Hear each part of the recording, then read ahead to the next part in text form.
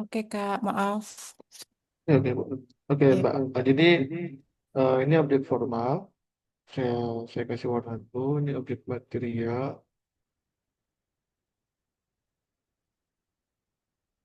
Kemudian ini teks. Nah, di judul ini objek materialnya adalah framing karena dia adalah sebuah konsep atau teori dalam keilmuan, dalam konteks keilmuan komunikasi. Ini objek material. Kemudian ini objek formal, sorry. Objek materialnya adalah jordantimes.com karena dia ini adalah unit yang dianalisis, medianya, media yang ingin dianalisis. Nah, ini objek material. Kemudian konteks itu ini dia dalam konteks konflik Israel-Palestina 2024. Jadi ruang lingkupnya itu ruang lingkup konflik ini. Karena kalau misalnya judulnya hanya framing jordantimes.com terhadap Israel, itu kan nanggung. Kita nggak tahu dalam periode kapan konflik atau dalam konflik eh, Israel Palestina misalnya tanpa ada tahun. Konflik Israel Palestina ini kan dari dulu, dari udah lama gitu kan. Jadi kita eh, nggak kalau nggak fokus eh, ruang lingkupnya ke mana, jadi kesannya ambigu eh, penelitiannya karena nggak jelas spesifikasi fokus penulisnya. Nah, jadi ya di dalam judul harus ada tiga elemen ini. Posisinya nggak harus ini kan karena kebetulan eh, ini runut ya. Posisinya nggak harus runut. Penting ada tiga itu dimanapun posisinya. Objek formal, objek material, dan konteks. Nah, ini adalah yang harus diperhatikan ketika dalam membuat judul. Nah, kemudian untuk supaya tahu kira-kira apa sih yang sedang dan sering dibahas oleh jurnal. Salah satu selain kita bisa melihat isu-isu terbaru, pemerintahan terbaru saat ini tentang fenomena-fenomena di baik itu nasional maupun internasional maupun daerah, eh, cara lain untuk mengidentifikasi isu yang enak dibahas adalah kita lihat langsung ke jurnalnya. Nah, jadi untuk tahap awal, sebaiknya kita sudah punya jurnal tujuan. Misalnya kita mau, oh, bentar.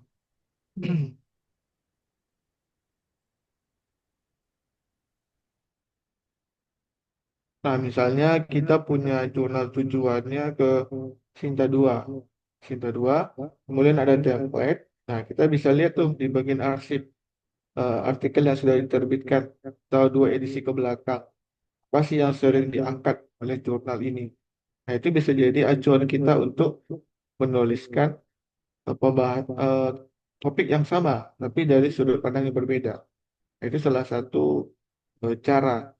Misalnya gini, saya ada contoh eh, nulis kemarin tentang propaganda media.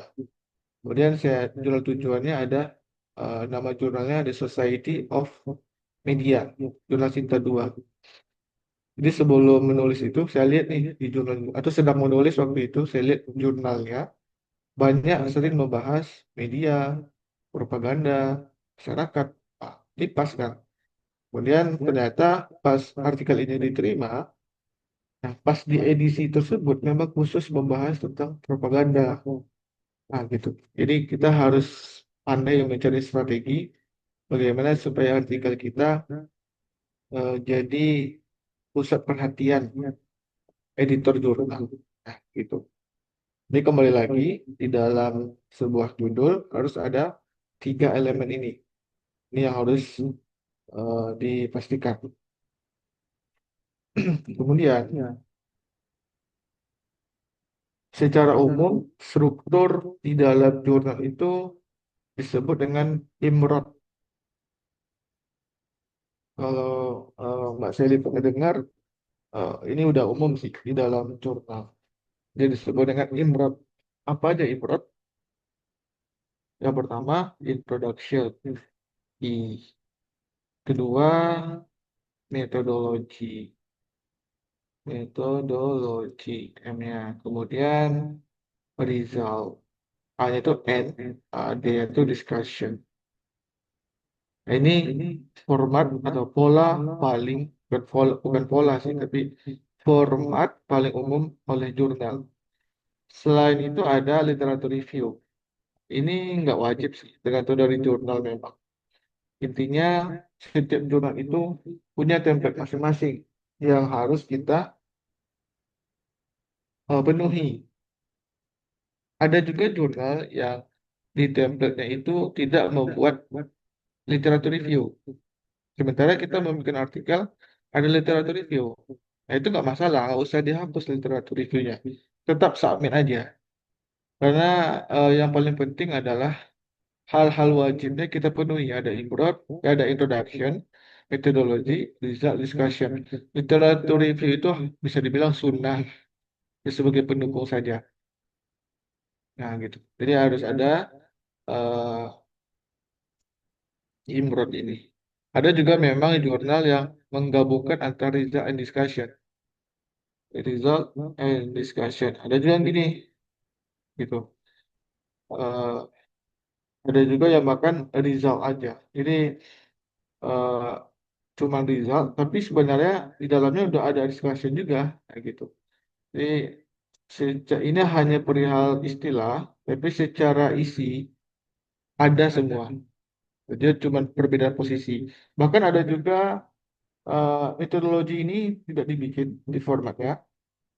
Dia masuk introduction. Tapi setelah misalnya introduction ada 4 paragraf. Paragraf kelima itu udah bahas metodologi, tapi tidak disebutkan metodologi, subjudul metodologinya. Jadi gitu. Kalau orang yang sudah sering baca artikel, dia pasti paham tahu. Oh, ini ternyata metodologinya digabungkan di introduction. Bukan berarti nggak ada metodologinya, tapi digabungkan. Ini adalah format umum yang ada di dalam jurnal. Oke, kemudian eh, saya ingin mengajak Mbak Seli kalau dinulis di sini, kita nggak perlu panjang-panjang. Kita singkat, padat, tapi memang mendalam. Misalnya di introduction. Introduction itu cukup 4 paragraf. Paragraf. Di literatur review itu setiap sub- literatur review itu kan punya subjudul masing-masing. Dan itu turunan dari judul. Kalau di sini misalnya literatur review pertama ada framing. Kemudian yang kedua mediajordantimes.com. Nah, yang ketiga konflik. Nah, dia kalau kita lihat polanya dia menjelaskan kembali ini tadi objek formal, objek material dan konteks. Nah, itu yang dijelaskannya di dalam eh, literatur review. Nah, setiap sub judul ini cukup 2 paragraf, boleh panjang-panjang, cukup 2 paragraf.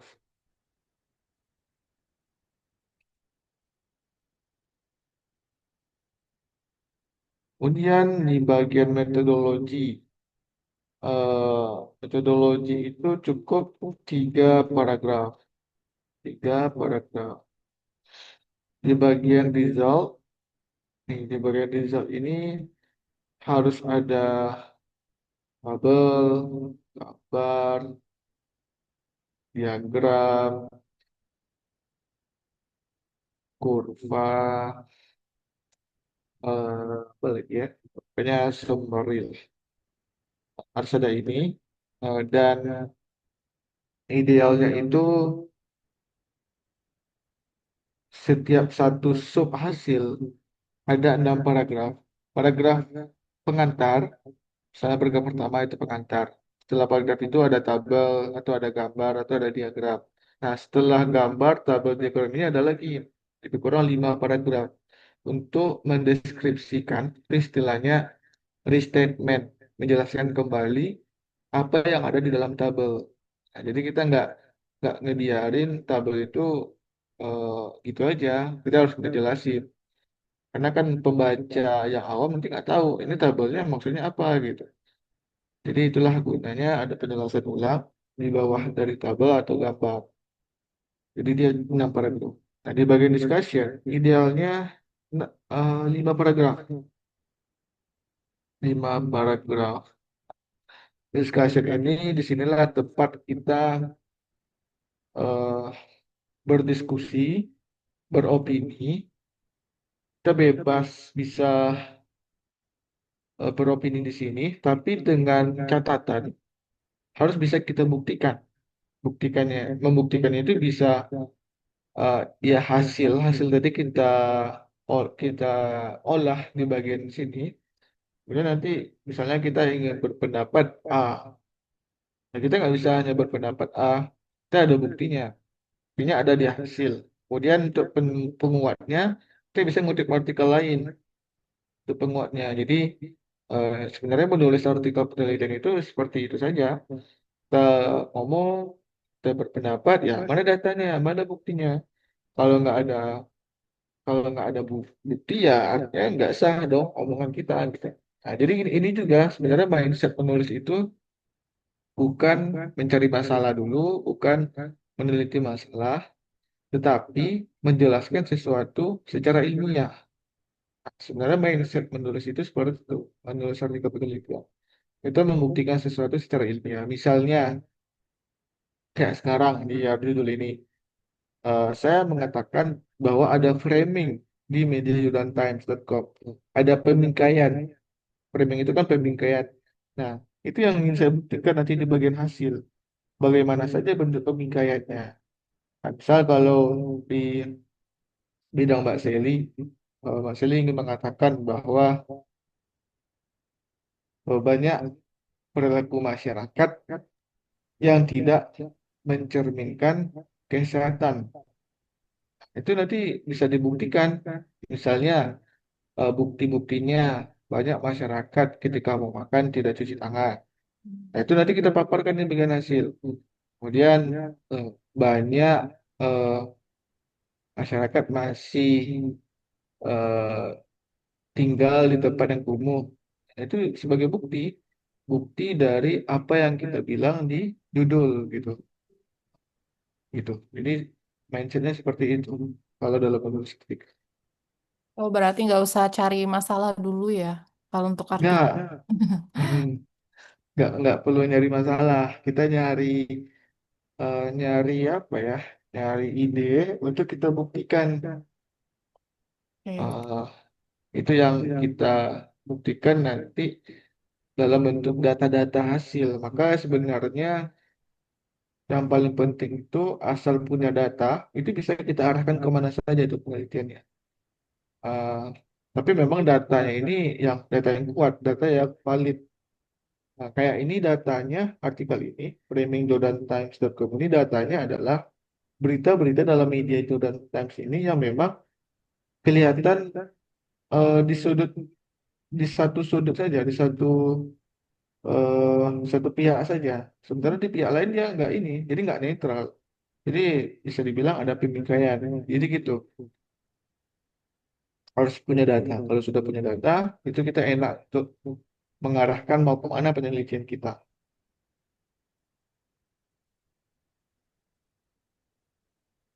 Oke, ada lagi yang mau ditanyakan dulu dari Mas Eli? Belum. Belum, Lanjut. oke. Eh, Nah, kita coba masuk dari introduction dulu lah. Introduction, karena memang prosesnya ini cukup panjang ya. Tapi kalau memang nanti eh, bisa apa namanya bisa rutin nulis, paling cepat itu mungkin bisa seminggu. Bisa. Kalau saya pribadi karena memang waktu itu dengan pola ini ya, dengan pola ini dan memang aktivitasnya memang waktu itu lagi terlalu banyak, jadi memang nulis aja. Bukan pernah 3 hari, tapi memang nulisnya bareng dengan teman 3 hari. Jadi bagi-bagi tugas. tayang sendiri itu pernah 1 minggu, tapi dengan pola ini gitu. Nah, jadi sebenarnya waktu apa ya istilahnya? Jangan nulis itu jangan nunggu waktu luang, tapi luangkanlah waktu untuk menulis. Gitu ya sebenarnya eh, konsepnya gitu. Coba kita masuk dulu ke introduction. Tadi kan dibilang ada 4 paragraf. Apa aja paragrafnya? Paragraf pertama itu disebut dengan fakta sosial. Paragraf kedua itu disebut dengan fakta literatur. Paragraf ketiga tujuan penelitian. Paragraf keempat argumen penelitian. Nah, ada 4 paragraf ini. Fakta sosial. Itu apa fakta sosial? Fakta sosial itu intinya menjelaskan secara to the point fenomena penelitian kita. Jadi to the point ya kata kunci. To the point, tidak tidak ini, tidak definitif to the point gitu. Jadi langsung ke fenomena yang kita bahas. Kemudian fakta literatur. Fakta literatur ini beda nih dengan literatur review. Kalau literatur review menjelaskan konsep-konsep penelitian yang ada dalam artikel ini. Kalau fakta literatur ini istilahnya, tapi uh, ya ini sama dengan penelitian terdahulu. Penelitian terdahulu yang membahas tentang ini, framing, framing media ini. Jadi fakta literatur. Di bagian ini juga kita bisa mengidentifikasi novelty. Artikel itu kan dibilang bagus kalau memang ada novelty-nya dan metodologinya jelas dan analisisnya mendalam. Nah, tapi yang paling awal itu adalah novelty. Sebagus apapun ide kita, tapi nggak ada kebaharuan, tidak ada novelty, itu rentan untuk ditolak oleh jurnal. Nah, jadi kalau di sini kita nanti novelty-nya itu di bagian paragraf kedua, di fakta literatur. Caranya bagaimana? Nanti di sinilah kita agak effort nih. Karena harus ngumpulin artikel-artikel penelitian terdahulu lebih kurang 3 atau 5 tahun ke belakang yang membahas tentang topik ini. Misalnya di sini adalah framing media. Bagaimana 3 atau 5 tahun ke belakang framing media diteliti oleh orang-orang. Nah, nanti itu kita kumpulin, kemudian eh, kita kelompokkan. Jadi ini kita kelompokkan apa saja yang sudah dibahas. Misalnya kelompok pertama ada 5 artikel nih, 5 artikel yang membahas framing media menggunakan pernyataan tokoh politik, misalnya gitu di kelompok pertama. Di kelompok kedua ada sekitar 3 artikel misalnya yang membahas eh, tentang framing dalam konteks masyarakat. Jadi bagaimana masyarakat membingkai aktivitas mereka di dalam media, misalnya gitu. Bentar ya, Pak.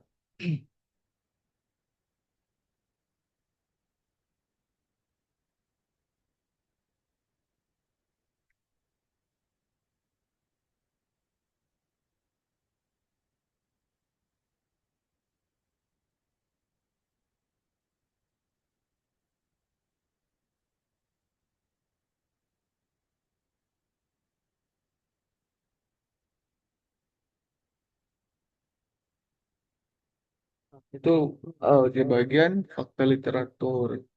Kemudian penelitian terdahulu. Nah, kemudian ada kelompok ketiga. Mungkin kelompok ketiga ini lebih membahas bagaimana framing dijadikan alat politik oleh media. Nah, ada 3. Nah, jadi disinilah kita kelompokkan Di bagian ini juga di bagian ini juga kita sampaikan bahwa penelitian yang ada itu kebanyakannya masih membahas tiga kelompok ini. Jadi masih belum terlalu banyak dibahas. Nah, kan di penelitian inilah eh, penelitian ini ada untuk mengisi kekosongan tersebut. Gitu. Kemudian di tujuan penelitian di paragraf ketiga. Paragraf ketiga ini dia sejalan nih dari paragraf kedua. Kalau misalnya di paragraf kedua kita sampaikan bahwa penelitian-penelitian yang ada belum terlalu banyak dibahas. Nah, di tujuan penelitian ini, maka tujuan penelitiannya adalah untuk mengisi kekosongan tersebut. Nah, mengisi kekosongan tersebut dan menjelaskan atau menganalisis penelitian ini. Itu tujuan penelitian. Kemudian untuk paragraf keempat itu disebut dengan argumen penelitian. Di bagian ini isinya adalah pertanyaan-pertanyaan penelitian dan argumen. Nah, jadi kalau kita menulis itu, sebaiknya kita punya argumen. Argumen ini yang kita buktikan nanti di bagian hasil. Jadi misalnya minimal minimal ini kalau penelitiannya bukan bibliometrik ya. Kalau bibliometrik itu kan penelitiannya eh, melihat 10 tahun terakhir bagaimana pola artikel ilmiah tentang framing misalnya. Nah, itu kalau penelitian bibliometrik ini dia cukup satu pertanyaan, yaitu bagaimana pola. Tapi kalau pertanyaan kuantitatif seperti biasanya, berarti minimal dua pertanyaan atau tiga pertanyaan penelitian. Nah, nanti baru dari pertanyaan itu kita dukung dengan argumen. Misalnya gini, pertanyaan pertama, eh, ap- apa saja berita-berita yang disebarkan dalam media jordantimes.com. Yang kedua, bagaimana framing media jordantimes.com terkait Israel. Nah, sejalan dengan itu, penelitian ini juga berlandaskan pada argumen bahwa media jordantimes.com selain berfungsi sebagai media informasi bagi publik internasional, Media ini, media ini juga berfungsi sebagai alat pemerintah dengan cara membingkai berita-berita yang berpihak kepada pemerintah Jordania. Nah, jadi gitu argumennya. Jadi argumen ini nanti ya dibuktikan di bagian hasil. Kita kita paparkanlah hanya saja berita-berita yang kita bilang tadi bahwa beritanya itu berpihak ke Jordania. Itu. Jadi empat paragraf di bagian introduction. Eh, Nah, setiap paragraf itu minimal 14 baris, 14 baris, 15 baris itu minimal. Nah, kemudian ada lagi setiap paragraf ini ada nih panduan untuk membantu kita dalam menulis. Coba saya bikin dalam bentuk tabel. Tunggu, tunggu.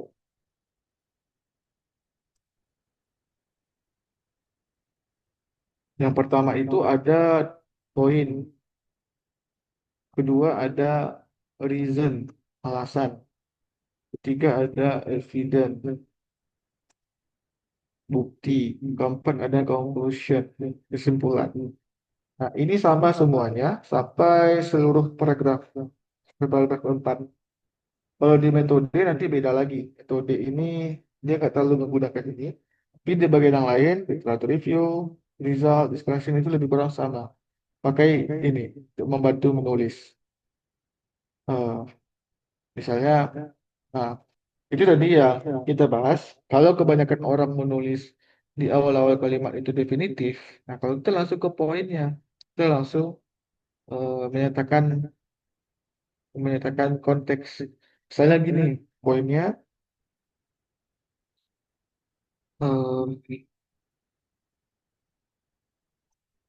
media online internasional di online internasional selain berfungsi sebagai alat menyebarkan berita, eh, juga beralih fungsi menjadi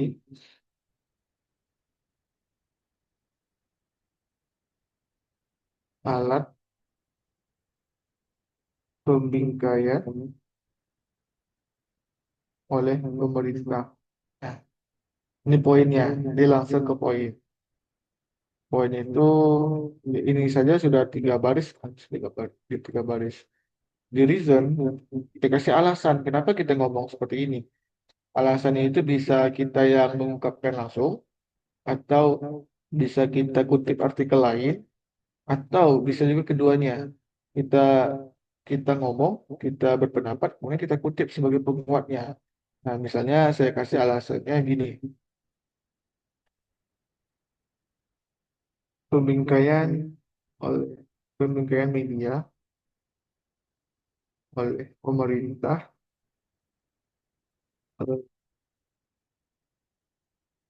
dapat membantu mereka dalam menjalankan misi geopolitik geopolitik eh, misalnya gini. Kemudian saya kutip nih artikel lain sebagai penguat. WAFI 2025 mengatakan bahwa media-media media-media arus utama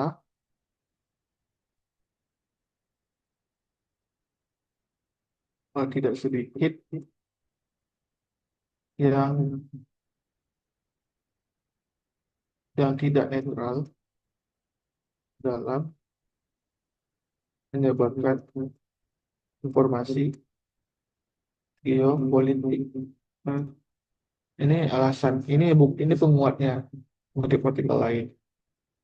Ini sudah sudah tujuh baris. Kemudian evidence ini bukti.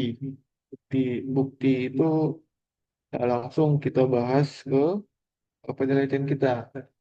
Sampaikan mana sih yang kita bilang ada pemingkaian oleh media itu. Nah, misalnya gini, konteks ini dapat terlihat melalui pembingkaian oleh media jordantimes.com yang eh, pemberitaannya lebih banyak mendis- menyoroti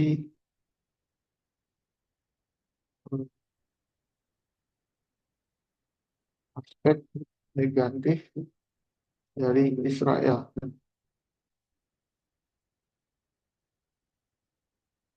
Nah, kemudian bisa kita tambah lagi eh, pemingkaian ini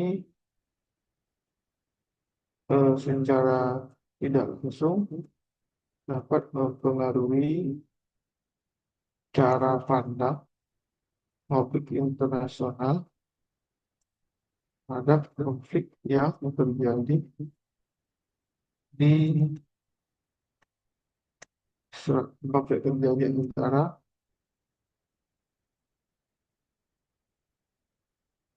Israel dan Palestina. Nah, gitu. Kemudian tersimpulkan apa yang saya sampaikan di atas, tersimpulkan bahwa eh, penelitian ini memang penting untuk dilakukan. Lagi nih, oleh karena itu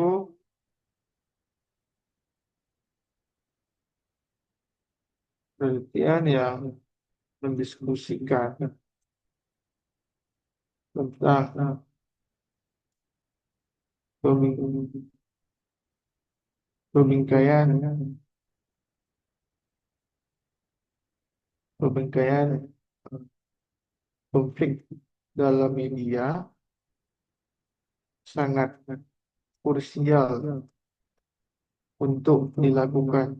Nah, dan bisa kita tambahkan dengan konsep framing oleh tokohnya. Jadi makanya kalau kebanyakan orang dalam menulis artikel itu kan dibilang secara gamblang, teori dalam penelitian ini bla bla bla bla. Nggak harus gitu. Nggak harus kita bilang teori dalam penelitian ini tidak harus kita bilang. Orang bakal tahu eh, kalau ini teorinya pakai ini, tanpa harus mengatakan teori kata teori itu. Misalnya ini sejalan dengan itu Pan dan Kosiki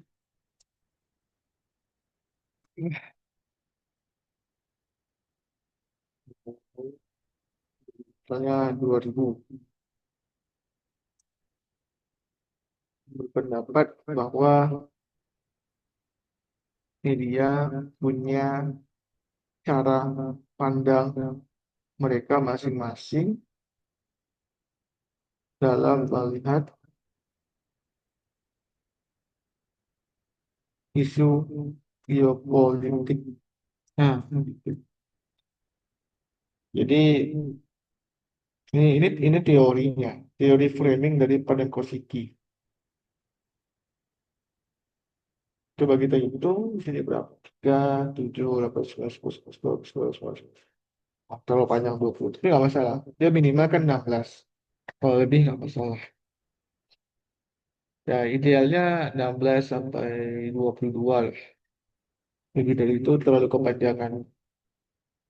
Ini bagian fakta sosial. Sampai sini, Mbak Seli ada yang mau tanggapin dulu? Hmm. Kayaknya belum, lanjut aja dulu. Oke. Nah, kita coba fakta sosial. Kemudian fakta literatur. Fakta literatur ini dia menjelaskan tentang penelitian terdahulu. Salah satu caranya adalah dengan ngumpulin penelitian terdahulu di Scopus. Itu nanti bisa di taylorfrancis.com. Taylor, nama websitenya itu kan frontline.com, kemudian scopus.com, kemudian ada JSTOR, ada kesehatan banyak di PubMed biasanya. PubMed di dalam Scopus, ada Emerald, Elsevier, Springer Link, Oke. Nah, ini website-website jurnal yang sudah terindeks Scopus, Web of Science, ada lagi Willy.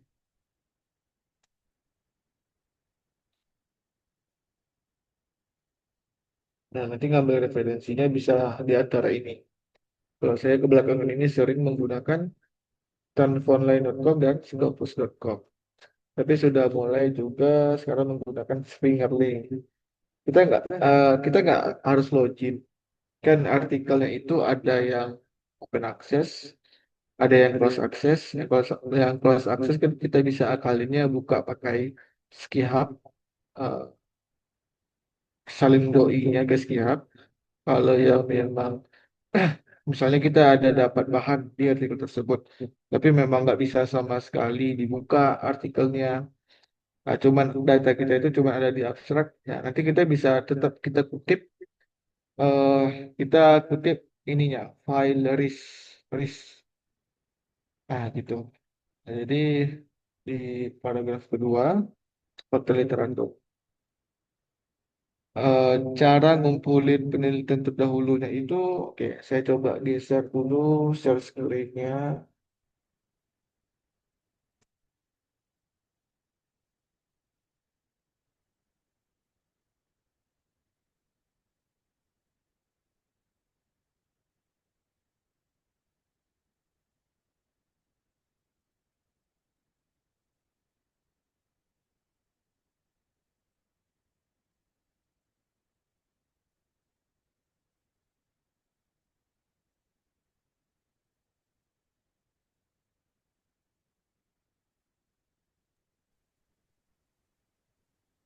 Kak, kalau di kelas private ini untuk Zoom ditentuin berapa kali pertemuan atau gimana?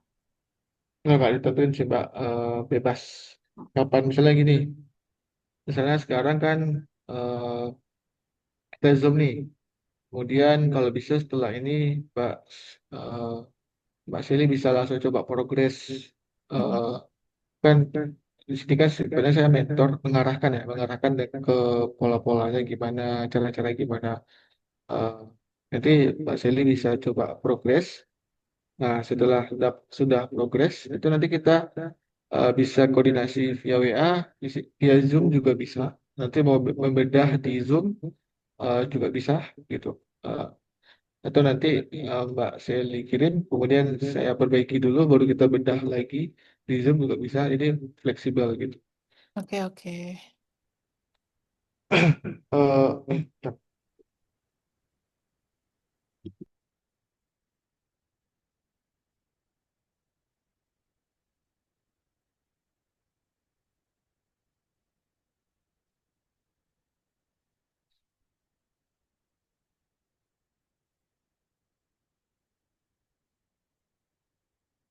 Nah, ini sudah kelihatan ya. Ini ada tabel. Memang tabelnya nggak ada judulnya, nggak ada nama tabelnya. Ya ada 4 kolom, ada judul, ada abstrak, ada keterangan, dan ada referensi. Nah, ini semuanya artikelnya ada lebih kurang ke bawah 17 nggak salah, 17 artikel. Dan ini dari Scopus semua. Dari Scopus semua. eh di judul ini normal, kita salin judul artikel Scopus yang kita baca itu. Abstrak juga normal, ini karena saya terjemahin aja. Tadi dia bahasa Indonesia. Referensi itu normal, ini hasil kutipan mendelai. Jadi nanti pas mau ngutipnya nggak susah lagi, tinggal kopas saja. Dia kan tetap terbaca tuh.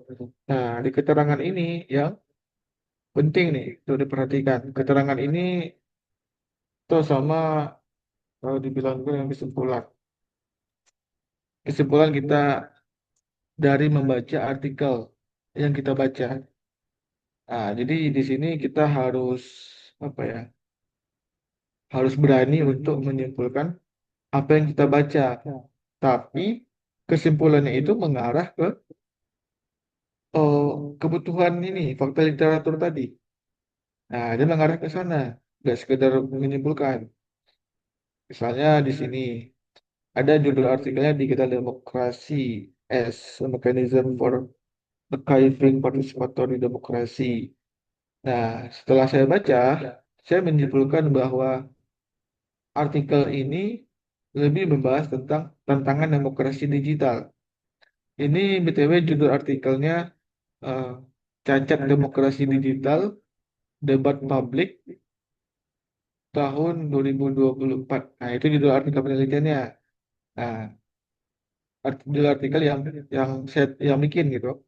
Tapi artikel yang saya temui salah satunya ini saya simpulkan bahwa ini membahas tentang tantangan demokrasi digital. Nah, itu artikel pertama. Kalau kita lihat ke bawah ada lagi. Nah, di sini saya simpulkan artikelnya membahas tentang melemahkan sistem demokrasi digital. Ini artikel kedua. Kemudian artikel ketiga, dia membahas peran media sosial dalam demokrasi digital. Artikel satu, artikel 2, artikel 3 masih beda-beda kan kesimpulannya. Nah, coba kita lihat artikel keempat. Peran algoritma dalam demokrasi digital. Masih beda dari artikel yang di atas. Kita lihat lagi ke bawah.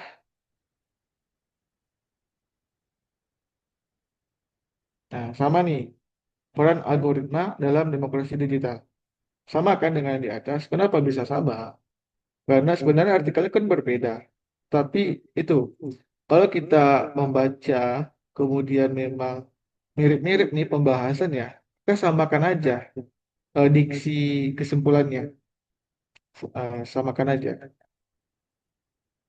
Artinya ini sudah bisa kita bilang ada satu kelompok, satu kecenderungan pembahasan Nah, ini nanti yang kita tuliskan di bagian paragrafnya, bahwa ada beberapa, misalnya ada tiga aspek utama yang banyak dibahas oleh peneliti sebelumnya. Nah, aspek pertama adalah ini dia, dua artikel tadi. Nah, ini masih dua. Dia, kita lihat lagi ke bawah.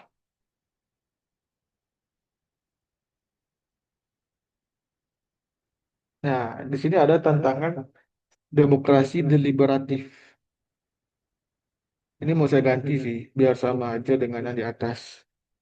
Tantangan demokrasi digital. Nah, jadi ada dua juga nih yang membahas tentang tantangan demokrasi digital. Nah, begitu seterusnya sampai keseluruhan artikel yang sudah kita baca. Jadi kita simpulkan eh, tujuannya adalah untuk mengelompokkan. Makanya eh, cari artikelnya memang agak sulit mungkin. Tergantung pembahasan ya, tergantung. Ini karena pembahasannya tentang demokrasi digital, media, kan lagi banyak-banyaknya sekarang. Jadi nggak terlalu sulit untuk mendapatkan artikelnya. Ada pernah waktu itu yang ikut kelas juga, eh, dia membahas tentang film horor, nggak salah. Apa ya, dia komunikasi, pokoknya film horor. Nah, ketika mencari kata kunci penelitiannya itu di Scopus, sulit dicari, sulit ditemui. Tapi sebenarnya pasti ada, karena website-website jurnal itu kan banyak. Tadi ada Hello Francis, Gestor, dan sebagainya ya. Jadi bisa dicoba keseluruhannya gitu. Yang penting kita bisa menemukan kebutuhan artikel-artikel kita yang untuk kita baca dan kita simpulkan. Nah, ini dia contoh bagaimana cara mengelompokkan artikel-artikel terdahulu. Ini 5 tahun, ini 3 tahun terakhir nggak salah. 5 tahun atau 3 tahun? Oh, 5 tahun, 5 tahun terakhir. Nah, jadi untuk penelitian terdahulu itu usahakan cari 3 atau 5 tahun terakhir. Tetapi untuk secara keseluruhan artikel, kita boleh ngutip 10 tahun terakhir. Karena kan expire-nya itu keilmuan 10 tahun terakhir. Berarti 2015 ya, 2014 itu kalau bisa jangan dipakai. Jangan dipakai untuk kutipan dalam artikel ini. Satu lagi, kalau kebanyakan mindset orang kan teori itu, ngambil teori itu harus dari buku atau harus dari ya harus dari buku. Nggak harus, sebenarnya nggak harus. eh Teori itu boleh diambil dari artikel, baik itu artikel original dari tokohnya, tapi kan gimana kita mau cari original ya? Sementara penerapan jurnal open journal system ini baru adanya itu di tahun-tahun 2000-an. Nah, artinya tokoh-tokoh ilmuwan tahun 90-an, 60-an itu kan belum ada artikel dalam bentuk jurnal gitu. Nah, jadi itu tadi kalau memang ada bisa diambil. Kalau nggak ada kan kita bisa ngambil dari artikel orang lain yang ada membahas tentang teori. Nah, ini sebenarnya yang masih banyak miskonsepsi para penulis. Kemudian, eh, nah itu, jadi balik lagi, eh, artikel penelitian terdahulu itu kalau bisa diambil 5 tahun terakhir. Dan itu diambil dari Scopus. Dan nanti setelah terkumpul, barulah kita narasikan. Oke, saya geser lagi zoom, share screen-nya.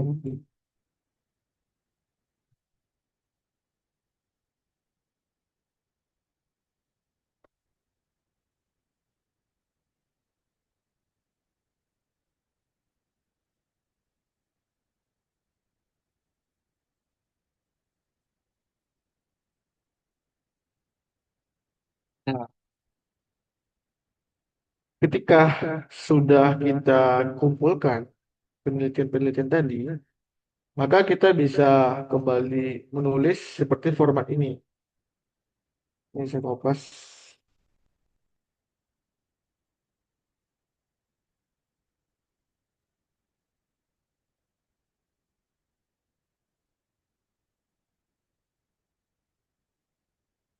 Ini kita hapus dulu.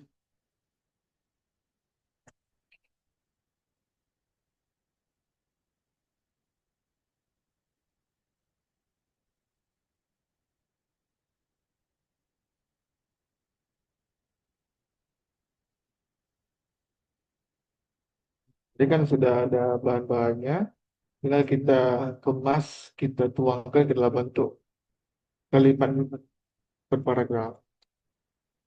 Kalau kita bahas fakta literatur, berarti poinnya lebih kurang juga mengarah tentang fakta literatur. Misalnya poinnya itu seperti ini.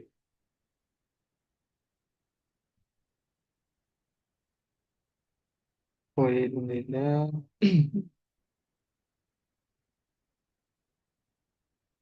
penelitian framing media,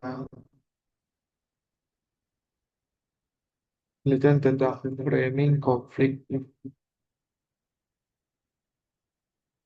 dalam media Timur Tengah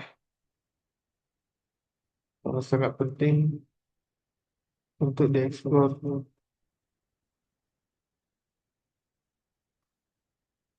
lebih jauh. Nah, ini poinnya.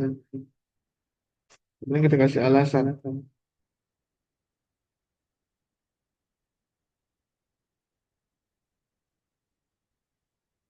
Namun, penelitian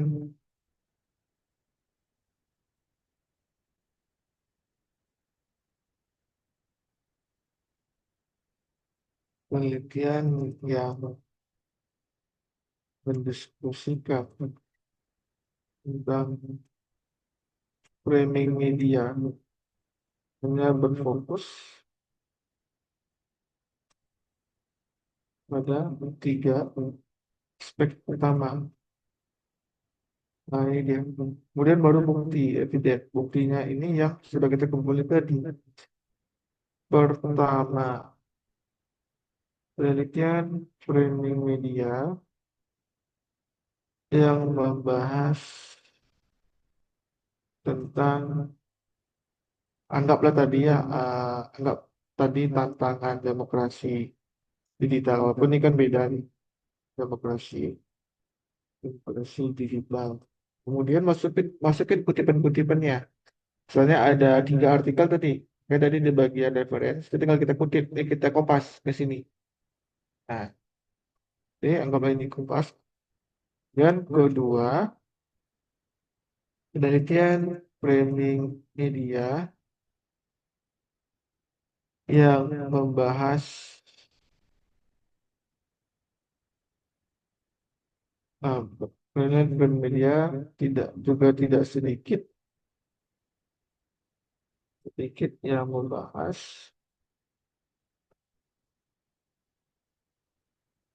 tentang peran media dalam media sosial. Misalnya gitu, nanti kutip, saya ada tiga atau empat atau dua atau lima tip. Ketiga, penelitian framing media terkait framing media juga banyak dibahas dalam konteks dampak. Nah, misalnya gitu. Kemudian titik, nah, soalnya ada tiga kelompok. Sementara masih ada artikel-artikel lain, dia nggak punya kelompok. Dia satu-satu nih. Nah, ini tetap kita masukin ke sini. Nanti bahasanya lebih kurang gini. Penelitian lain yang membahas, yang mendiskusikan terkait framing media juga tersedia dalam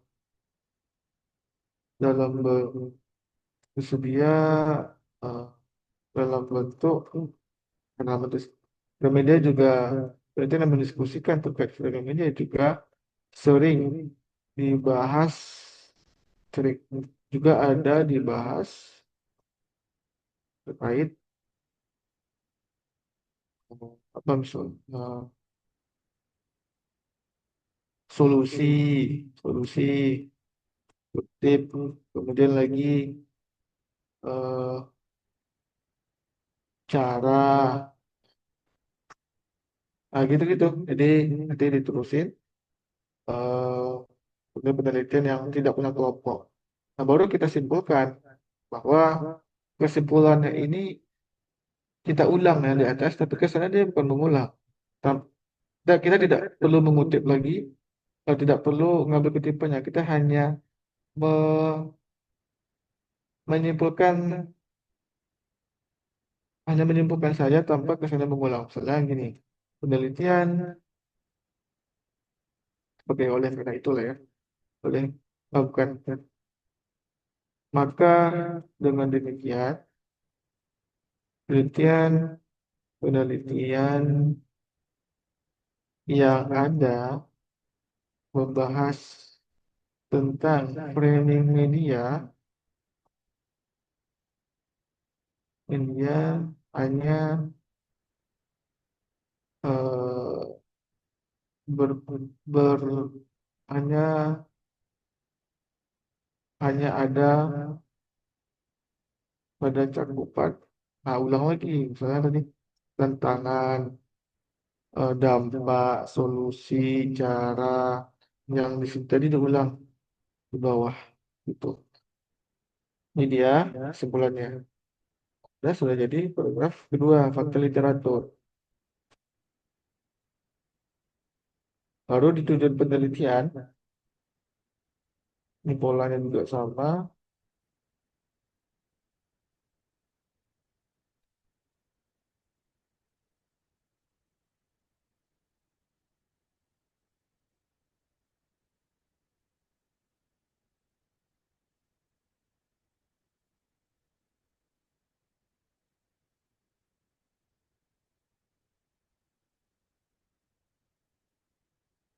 Nah, polanya juga sama. Kalau dia tujuan penelitian, eh, maka poinnya juga mengarah ke poin ke tujuan penelitian. Misalnya begini,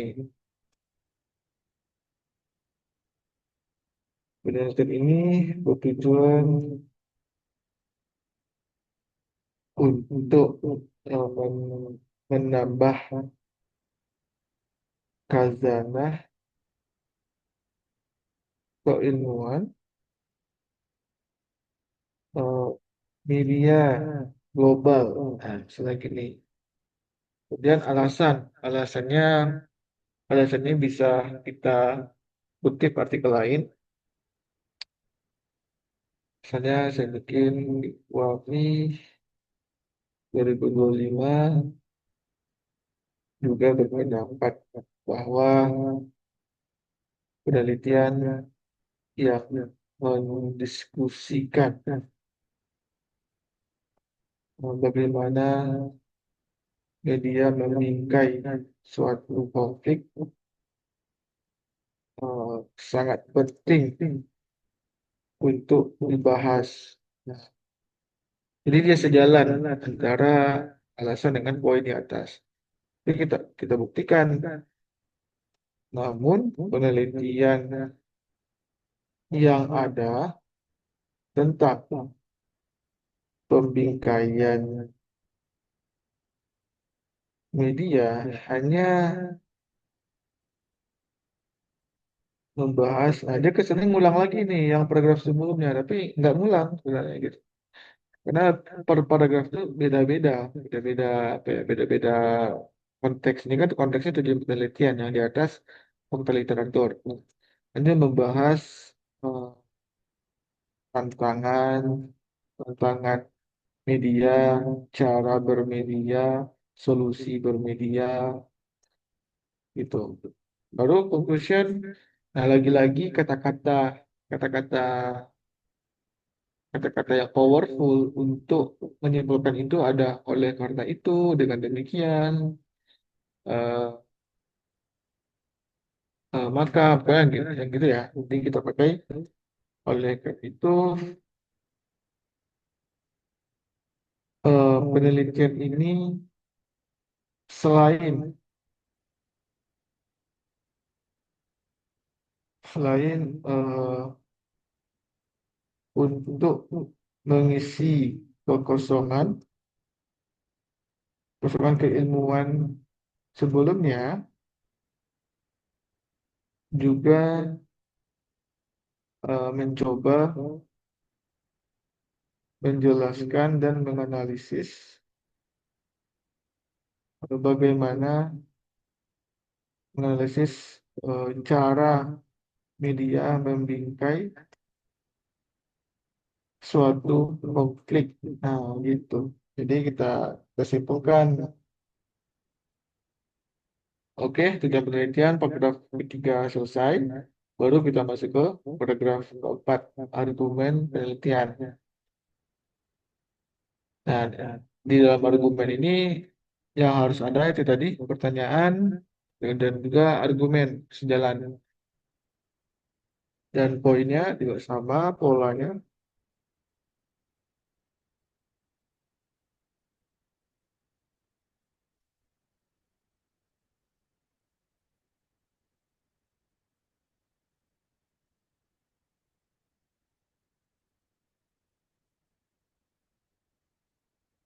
Nah, poinnya berarti juga sejalan dengan argumen.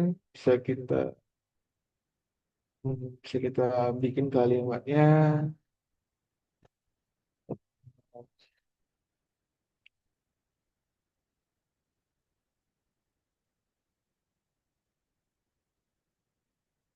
Framing media di diskusi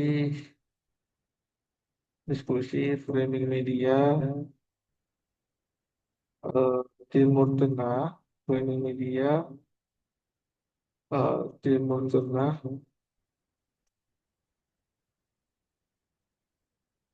mengalami menjadi diskusi menarik di kalangan keilmuan. Nah, misalnya gini, kemudian kita kasih alasan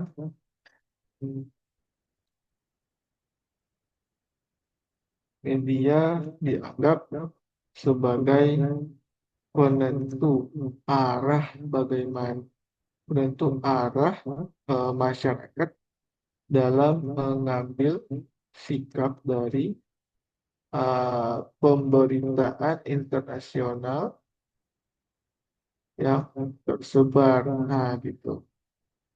Eh, Kemudian kita buktikan, yaitu pertanyaan penelitiannya.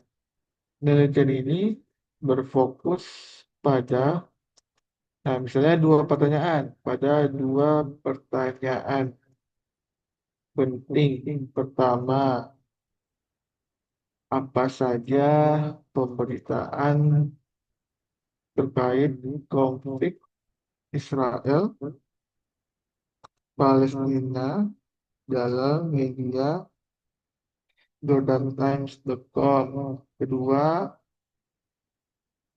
bagaimana eh, sintaksis. Nah, sintaksis ini bagian dari apa teorinya. Bagaimana sintaksis dalam dalam dalam pemberitaan media jordantimes.com. Nah, misalnya dua pertanyaan. Kemudian conclusionnya itu adalah argumennya. Sejalan dengan itu, penelitian ini juga berlandaskan pada argumen bahwa media Timur Tengah memanfaatkan konflik sebagai eh, bahan bahan untuk mendukung popularitas mereka di eh, di lingkungan media internasional. Nah, gitu. Jadi selesailah paragraf pertama, paragraf pertama, introduction paragraf dengan pola-pola seperti ini. Dia simple, tapi memang ada istilahnya itu kita harus bisa menuangkan shocking sentence, artinya kalimat yang shock gitu. Kalau kalimat definitif kan dia terlalu general ya, komunikasi adalah bla bla bla bla. Artinya dia ke sebuah kalimat, tapi kalimatnya tidak bernyawa, gitu. Istilah kayak gitu. Nah, jadi kalau di sini kita nulis harus punya kalimat shocking sentence. Untuk pemantik, artinya bacaan kita itu ada isinya. Makanya kalau Mbak Sili ada baca-baca artikel, kemudian nampak dalam artikel itu satu kalimat ada 5 kutipan. Nah, itu artinya kan dia membaca 5 jurnal untuk merumuskan satu kalimat itu. Jadi saking begitunya artikel yang dianggap bagus ya, karena membuktikan penulisnya memang membaca gitu. Beda dengan eh, artikel-artikel yang satu paragraf satu referensi, satu paragraf satu referensi. Nah, itu kesannya kayak miskin untuk membaca gitu. Oke, mungkin itu dulu. Sampai di introduction dulu. Sejauh ini Mbak Sili ada yang mau ditanggapi? Hmm, berarti sudah dari kelas Zoom ini saya coba eh, bikin judul sama cari jurnal terdahulu dulu ya sama introduction-nya ini. Saya bikin dulu nanti saya konsulkan sama Kak Fadlil. Boleh, boleh, iya. Oke. Nanti bisa dicoba dulu sejauh mana ini ya, progresnya. Tapi Oke. kalau ada kendala nanti kabar aja. Oh juga ada itu juga sudah ada sih formatnya, udah saya rubah sejak kemarin. Jadi saya bikin formatnya sebagai panduan dalam menulis. Oke.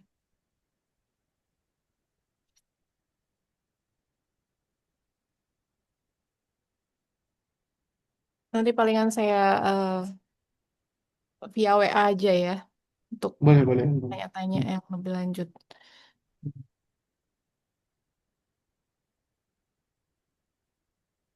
Kemudian itu Ini untuk penting. jurnal jurnal terdahulunya cari yang Scopus ya. Ya, saya rekomendasikan cari di Scopus. Karena Oke. ini sih itu dari pengalaman sih memang ketika pakai Jawa Scopus lebih kuat, lebih ini eh, diprioritaskan kayaknya oleh Tunggal. Nah, Mm-mm. dianggap kredibel referensinya. Oke, oke. Oke, mungkin itu boleh download dulu, boleh dicoba dulu seri. Nanti kalau ada kendala berkabar, kabar aja. Tapi ini sih saya mau izin eh, tanggal 27 Juli ini Ya. saya insya Allah mau ini berangkat umroh. Jadi seandainya mungkin dalam 2 minggu ke depan ya untuk Zoom meeting untuk bisa kalau nanti via WA nggak apa-apa kah Oke, nggak apa-apa. konsultasinya. Ya. Nanti insya Allah melalui WA tetap saya respon gitu. Oke, Itu siap. mungkin. Ya, semoga lancar-lancar Mbak Sili. Semoga ini juga menjelang masuknya kapan Agustus ya? Oke, Agustus pertengahan.